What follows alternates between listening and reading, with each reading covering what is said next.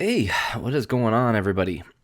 All right, we're just gonna do a quick recap of the UFC fights that happened over the weekend. The ones in Norfolk, Virginia. Of course, the main event being Joseph Benavidez versus Davison Figueiredo. Boy, was that heartbreaking. I was pretty sour after that fight.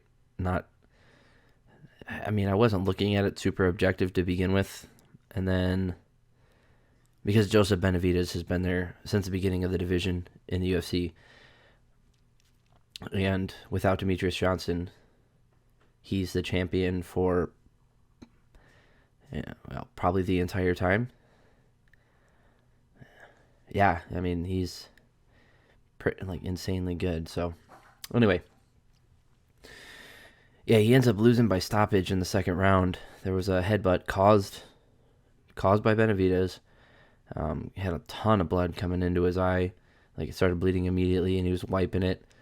Got caught on the half step and knocked out in the second round by a guy who, oh man, so it's really hard to root for the guy when he misses weight by 3 pounds for a championship fight. So, that's not close, man. It's not even close. And for anybody who's cut weight, you know how it feels when you get those last 5 pounds. Like when you've got nothing left to give, but you still got to make weight. Yeah, it sucks, man. And he quit. He was like, "Oh, I'm cramping." So, everybody's cramping. You shouldn't be a 125er then. Like, you're not a flyweight. If you can't make the weight, and I understand this is the first time that he's missed the weight. Okay, fine. Fine. But this was your biggest opportunity. A career defining moment for you. And you take this opportunity to miss weight. And then after the fight, say you're the champ, which you're not. I mean, you're not. It's not that you didn't win the fight, you did. And given any other circumstance, there's probably wouldn't be talked about that much. But because it was what should have been a championship fight for both fighters, but it was really only for one guy. And it's in a division that's failing. I mean, people have an interest in it, especially hardcore fans. I mean, the 125 division is just nonstop action by pretty much everyone. It's so good. The fighters are just top tier, and the way that's part of the problem is Demetrius Johnson, in my opinion, never really lost the title. And the judges really didn't score those leg kicks against Cejudo, and I mean DJ got the better deal of that. He's out in ONE FC cashing checks, so that's really good for him.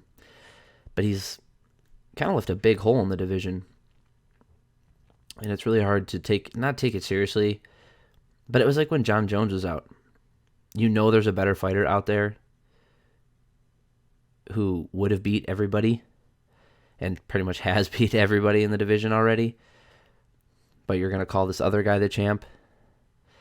That's kind of like what it was. I understand Cejudo did get the win over him, so it's a little different. And then Cejudo, he was just playing it up so hard, like, "Oh, I'm here to save the division. I'm here to do all this," and then immediately takes off and goes to goes to bantamweight, and then we're left with a vacant title essentially. And one of the guys trying to get that title doesn't make weight. I mean, if you're trying to save a division, man, that's just not the way you do it. I mean, I don't know what else there is to say about that. It's just heartbreaking for Benavidez. He's a strong dude and a very positive guy as well, so I'm sure he's going to bounce back and find some positive out of this. I don't know if he retires, goes up to 135. I don't know what he chooses to do, but like I said, he's a very positive guy, so I don't see this him dwelling on this for too long.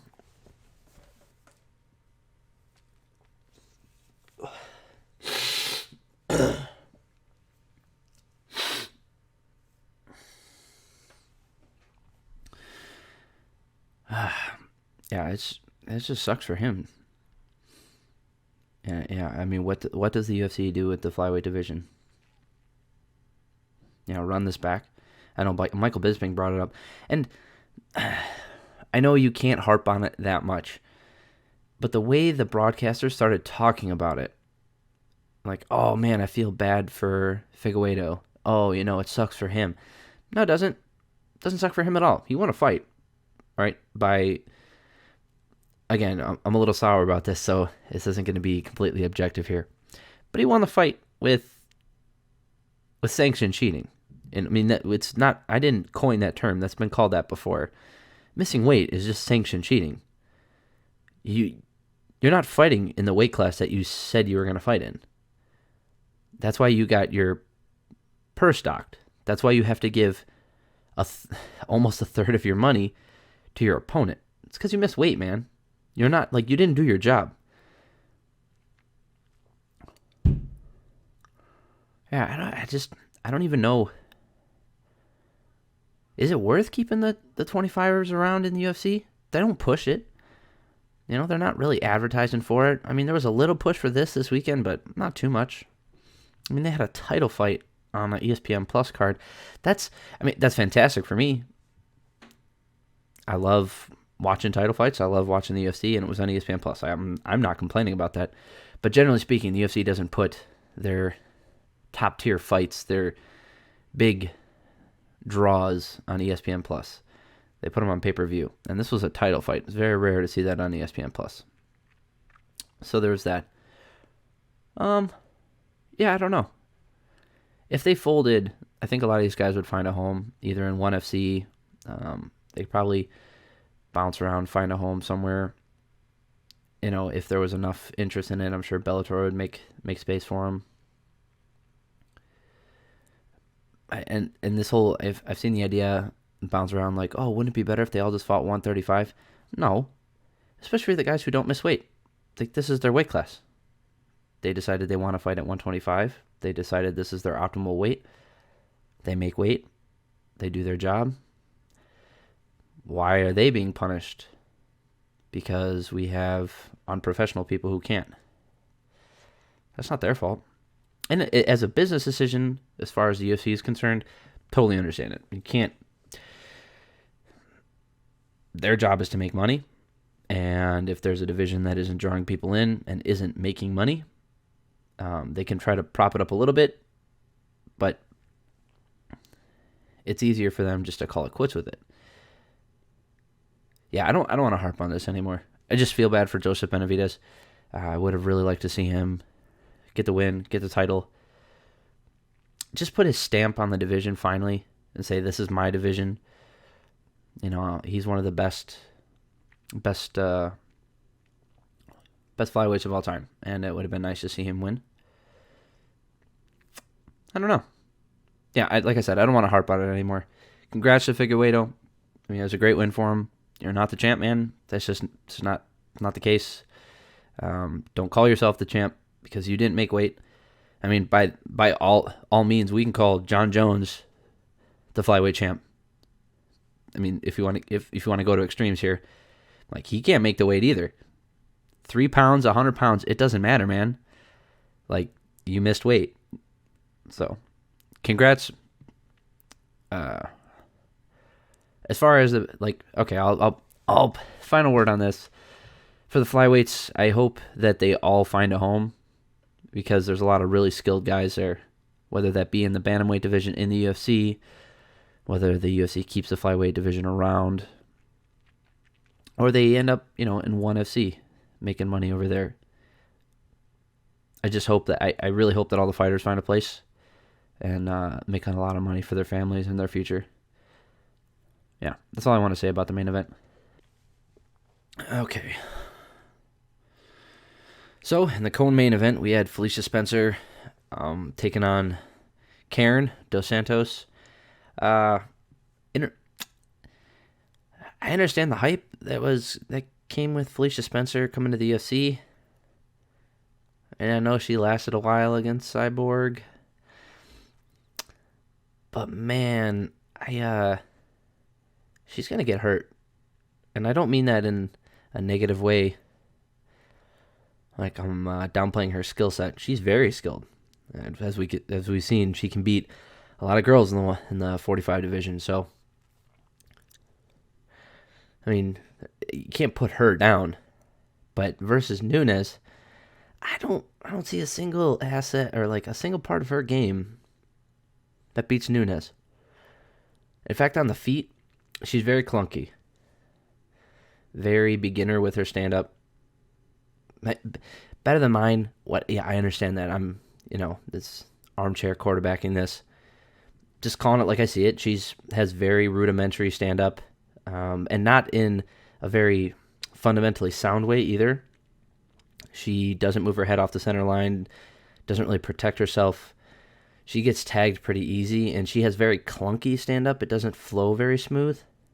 And she was getting like pot shotted by Karen, and I saw some things. Once she got the win, she got Karen down, and then ground and pounded her. That was fantastic. The chances of her doing that to Nunes is a very physically imposing. Hell, anything could happen. That could happen. I don't think it's going to happen, but it could. And on the feet, I think Nunes does a lot of damage. I mean, we saw what happened with Cyborg, so she's got a chin. She's very tough, and I think that's bad. Like, that's even worse. It's like if you go out, I mean, yeah, that's not good. You took damage, but if you take sustained damage over the course of 5, 10, 15 minutes, I really don't want to see that. I don't want to see that. I don't know if she has the ability to get Nunes down. And if she did, I don't know if she has the ability to hold her there. Who knows? You know what? Maybe she could. And maybe that's the thing that's going to eventually take Nunes out in her current form. A strong takedown game, some efficient ground and pound. Maybe that's it. Maybe that is the key to beating her right now. Instead of playing the stand-up game, which she either wins on the judges' scorecards or, she decides that, oh, well, I'm just going to take you down instead because you're worse at that. So, or she puts you to sleep. Like, she hits hard. So, don't really want to see that fight. Congrats to Felicia Spencer. Great win. In fact, another featherweight on the card, Megan Anderson, got a win. And I wouldn't mind them running that fight back because they fought previously and Anderson lost that fight. I wouldn't mind them running that fight back. Megan Anderson, she finally landed that big right hand in the UFC. I mean, she's had wins in the UFC. It's not like she's been terrible. But ever since she's come in and with all the, the highlights and the footage on her, she's a striker and she hits hard, man. Been waiting for that highlight reel knockout and she finally got it this weekend. That was fantastic. Great win. Beautiful punch. She didn't even connect full force. Her arm was still slightly bent when it landed. Oh, that could have been worse. That would have, she hits hard, man. So, if she wants to go fight Nunes, that might be more interesting on the feet. But Nunes, after she swings a couple haymakers, let's say Anderson can outstrike Nunes on the feet. She's a little bit more fundamentally sound. Let's say that's the case. I think Nunes just takes the path of least resistance, takes her down, and then we get a Jermaine Durandamy situation for 5 rounds where the first 30 seconds is, oh, what's going to happen? And then on her back. So that's a problem. I don't know if I want to see either one of these girls up against Amanda Nunes yet. I mean, I wouldn't mind them running it back, fight each other again one more time. I mean, they'll grow as fighters, the more time to train. Give Nunes time. She could fight at 135 again. I don't know. 135 is pretty shallow at this point too. I mean, if they're looking to just throw stuff at Nunes for her to knock down, I would almost rather have her fight a fighter who isn't highly touted as these two. Just so we don't take them out before they're really ready, build them up a little bit more. Get some more highlight reel on them. Let them develop as fighters a little bit more. Yeah, so congratulations to both women. Megan Anderson looked fantastic. Once Felicia Spencer got it to the ground, game looked amazing. Congratulations to those two. Fantastic. Oh, they look great. They were probably like this fight card was kind of lackluster, both in name recognition and in like output and performance. And those two, one, because they're so highly touted and close to getting that title shot, and because of the performances they put on, respectively, I think they kind of were the highlight of the night. Because there were definitely some lowlights. So let's talk about that. Oh my God, this Ian Cutelaba fight. Oh, good grief. I think, Magomed Ankalaev or Ankalaev. Magomed Ankalaev. Welcome to Brendan's Hook on Phonics.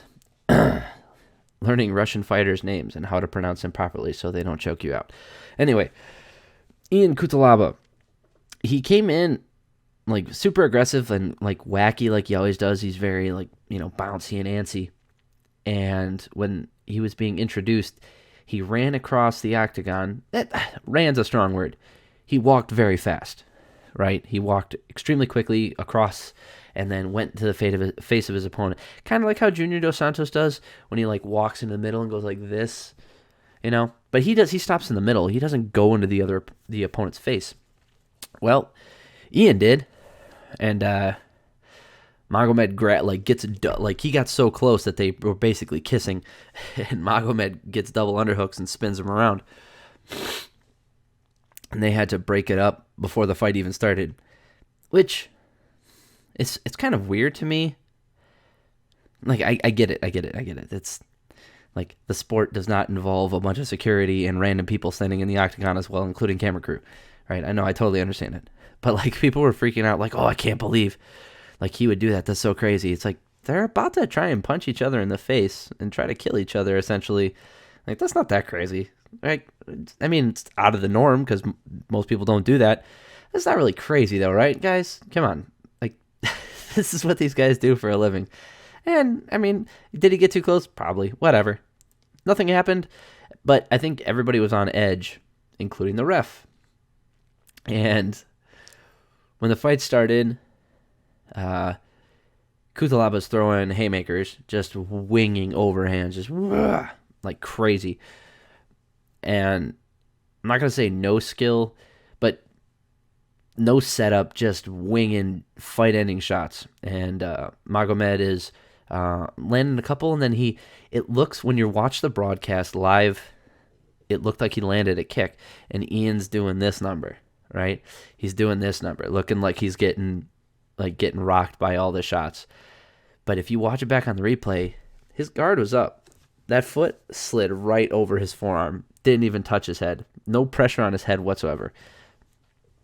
And I know, like, people are like, oh, those kicks still hurt. Yes, they will hurt your arm, but they're not going to rock you if they don't hit you in the head, right? That doesn't make sense. So I don't want to hear that. So Ian is moving back and forth. He's bobbing, and he's essentially doing the rope-a-dope. Every time any shot comes anywhere near him, he's acting like he's getting hurt by it. And he's still swinging. And he did it multiple times. And I don't remember if it was off of a kick. No, it was off. So there was a kick, and he was acting wobbled. And then there was a couple punches that did land. And again, if you're watching this real time and you see him wobbling without really like close-in examination, you're like, oh crap, he's out on his feet, and oh, he wasn't. We can get to that in a second.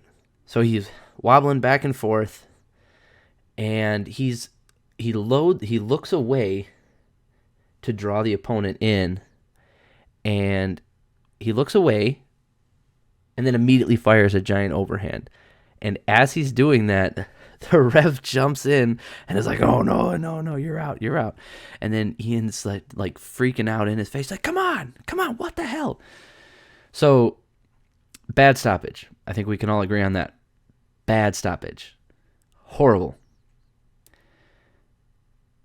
At what point, I'm not going to blame the fighter for having a strategy, regardless of how crappy the strategy is. Not that I think this one is, but if a fighter goes in with a strategy and for whatever reason that strategy fakes out, whatever strategy it is, if it fakes out the referee and the referee calls the fight because of it and he's not in any danger, that's wrong, okay? And so I'm not going to blame the fighter for having a strategy. But I'm also not going to be super hard on the ref. Because again, like, I know I wasn't in there. None of us were. We weren't in there. So you can't say exactly what it looked like in there. Maybe he sold it so well that, like, being inside the octagon and closer, it was even more believable. So, I mean, I don't want to be hard on the ref because of that. You know, it was very strange. And this is what I think actually happened. Because of that whole interaction that happened early on, which is out of the ordinary, with Ian walking across the octagon and them interacting beforehand, I think it put, like I said, it put everybody on edge, including the ref. And he looked very antsy after that first like wobble by Ian. He seemed very antsy to jump in there. He wanted a reason to stop that fight.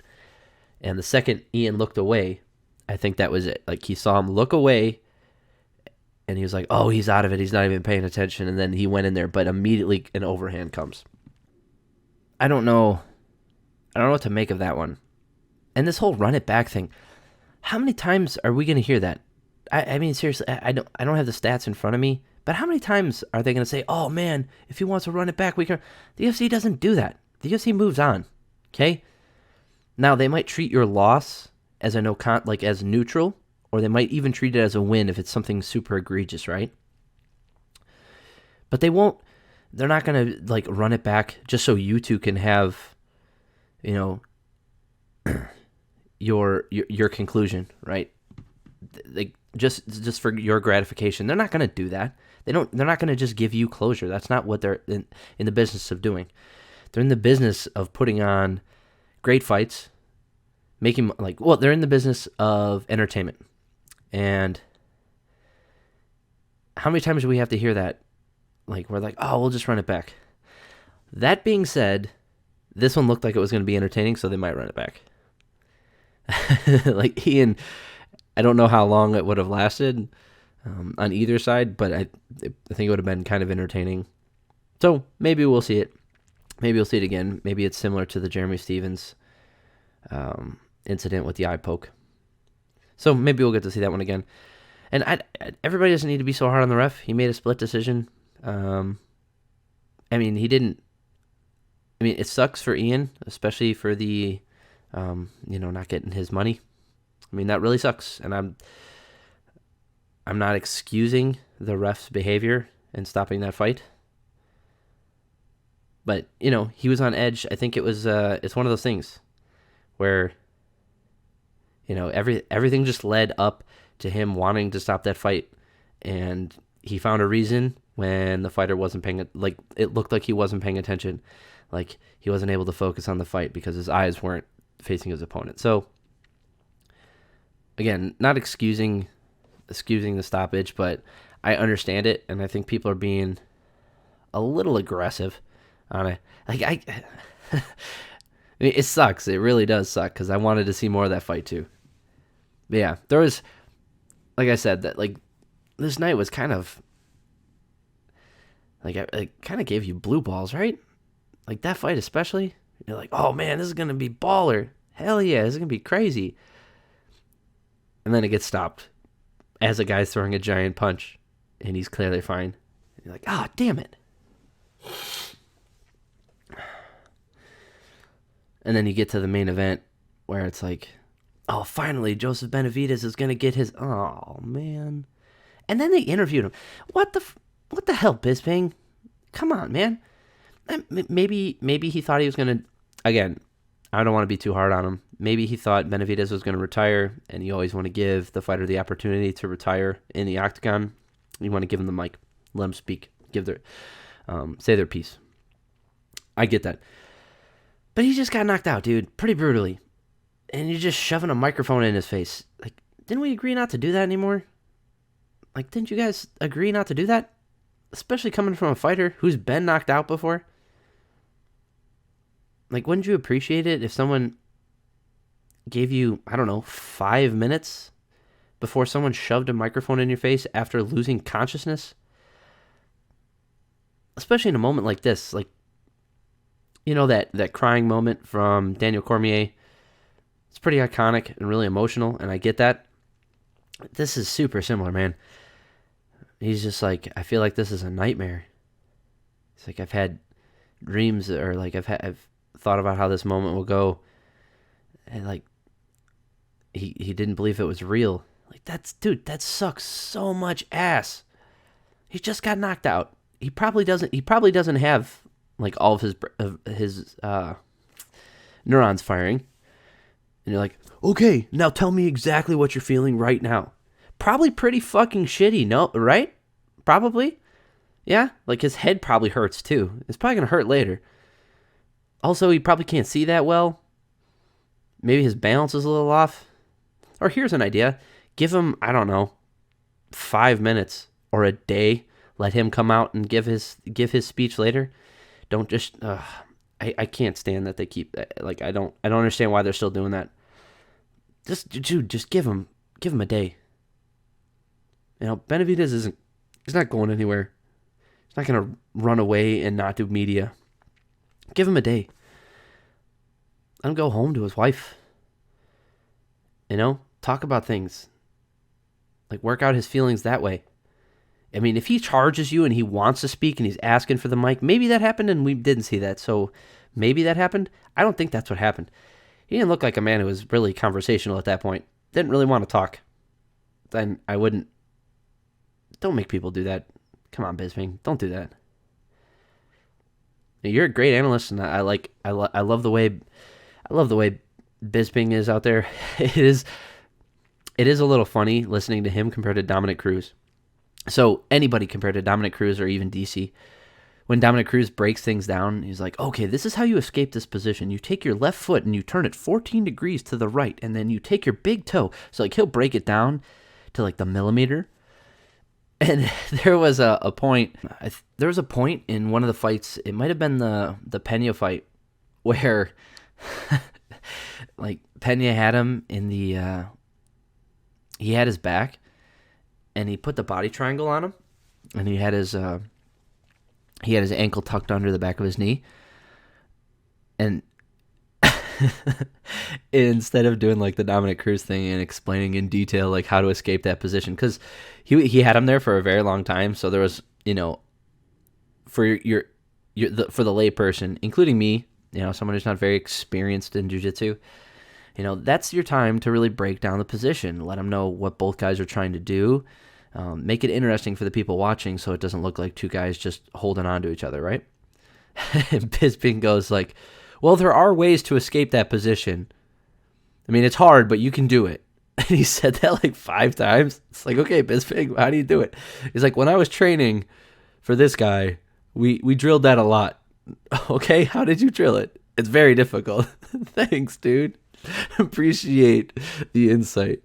Oh man, I do love Bisping though. He's a fantastic analyst. I like him a lot. He's a very colorful guy, and I think the UFC is better for having him in there. He's very different than a lot of the other analysts. He's more brash. That's who he was. That's who he is as a person. It wasn't a persona that he put on as a fighter. That's just who he is. He's very direct, very brash, and pretty honest too. And I like having him in there because it's not that he's always right. Nobody is. And, his opinion might not even be the most popular opinion, nor might it be the most correct, if you want to say it like that. But it's his opinion. He's very, in the moment, how he's feeling, that's how he's going to explain that. So I do like that. But that was really funny. Him trying to break down a technical position and being like, "Oh, it's really hard to do." Thanks. It looks like it because he's been there for 4 fucking minutes. Oh man. Oh, Bisping never change. All right, what else happened? We had Marcin Tybura win. Jordan Griffin had that big submission for him. That was fantastic. Oh, Luis Pena. So his story is fantastic. You know, being born in Italy, I believe his mother was in the Navy. I don't want to say what her rank was because I don't remember. I want to say Master Chief, but doesn't matter. Doesn't matter. Mother was in the Navy. Didn't really meet his mother. Like he ended up getting adopted and lived in the Midwest. And then he met his birth mother at 19. And then a year ago, he met his biological father. And then on Tuesday, he met his younger brother. And, you know, people can have mixed feelings about these things, but he's been very open about it. And he's been very grateful that he's had the opportunity to look for his biological family and meet them in person and get them involved in his life now. And I have no personal experience with any of this stuff, but coming from him when he was after the fight and he was like, my whole life I've been looking for purpose and I think I found it. And that's pretty cool, you know? And a lot of people are commenting on there saying how his story and being very open about it has helped them, you know, take that first step to meeting their biological family or reconnecting with family, you know, that they've been estranged from, or to or from. One of those words. Super cool, man. That's fantastic. And all of that is awesome. And his attitude is fantastic. Plus, I don't remember who was talking about it. I think it was Angela Hill. I was talking about she wants to have one of the best fros in the game. She's talking about other guys like, it's Luis Pena. Yeah, Violent Bob Ross. That guy's got the best fro. Hands down. It's not even close, man.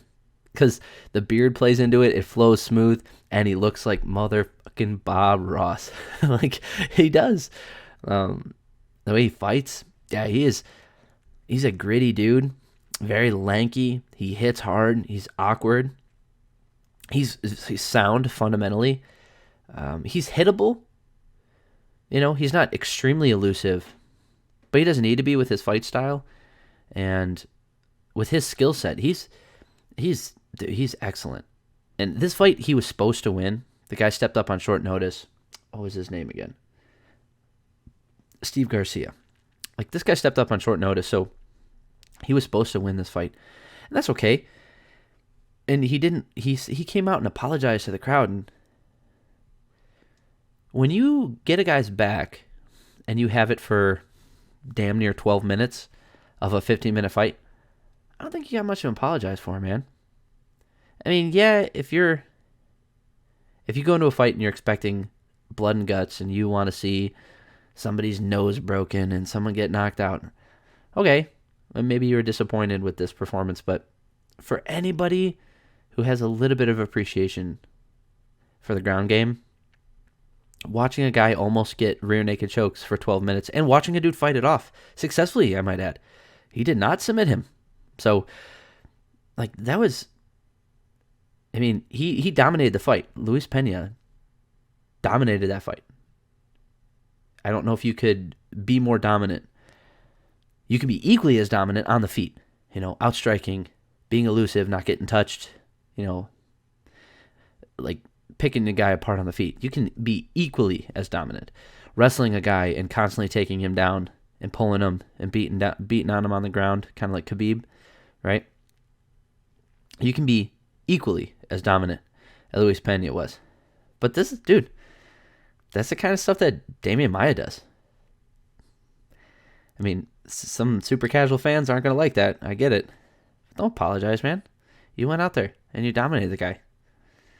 For 12 minutes, you dominated a guy you had virtually no tape on, who came out every round and tried to knock your head off. and landed a few good shots, I might add. And instead of, I don't know, continuing to take brain damage in the chance of you getting in a striking battle, you took the path of least resistance, the smart path, and you dominated him on the ground. Why wouldn't you do that? That was fantastic, dude. Don't apologize for that. That was awesome. Great fight. Man, his story's fantastic. Violent Bob Ross. Dude, somebody posted, I think I reposted on Twitter, of Bob Ross painting, and it was Luis Pena in the painting fighting. Fantastic. Yeah, you know what? I take back what I said earlier about the girls. Luis Pena was the highlight of that night. Yeah, his story is fantastic. Seeing him after the fight, hugging his brother that he just met on Tuesday, and getting to share that moment with him for the first time. Imagine, that's the first week you're meeting a member of your family, and you bring him, and you're like, hey, I'm a UFC fighter. Why don't you come to my UFC fight where I fight another dude in a cage, and we're both in our underwear, and we're both trying to kill each other. Come watch me do that. Also, I'm really good at it. Also, I'm going to dominate the guy for 15 minutes. And then afterwards, we get to get like a nice bro hug going on and enjoy this as a family and go out together. That story is fantastic. Highlight of the night. I changed my mind. For me personally, that was the highlight of the night. Lots of lowlights on this card. Lots of disappointment's a strong word. Underwhelming, I would say. Lots of underwhelming moments last night. But yeah, for me, Luis Pena, I would give him the bonus, the performance of the night bonus, just so he can enjoy time with his family more this year. I would. That's fantastic. All right. That's it for me. That was all the fights I really wanted to go over. This wasn't as breezy as the first time I did it. Oh, maybe it was. About the same. Anyway, if you're still listening, fantastic.